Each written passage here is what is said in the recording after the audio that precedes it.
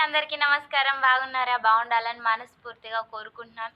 నిన్నైతే నేను మంత్రాలయం నుంచి హైదరాబాద్ వచ్చేటప్పుడు ఒక అబ్బాయి అయితే వాటర్ వాళ్ళొచ్చినా ఎవరొచ్చినా కూడా ఫోన్‌పే ఉందా అని అడుగుతా ఉన్నాడు. పాపం ఆకలేస్తుందేమో నాకైతే తెలియదు.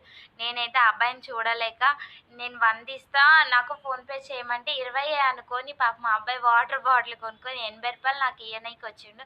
నేనైతే అది వద్దులే నీకు ఇంకా ఏమైనా అవసరం వస్తే వాడుకో నాకు 100 ఫోన్‌పే చెయి అనగానే రూ. 100 అయితే ఫోన్‌పే చేశాడు.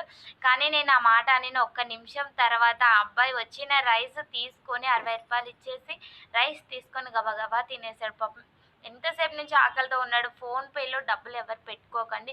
సో, ఎవరైనా పెట్టుకున్నా పక్కన ఎవరైనా వాళ్ళ ప్రాబ్లమ్స్ చూసినా వాళ్ళు అడగకపోయినా మీరు హెల్ప్ చేయండి.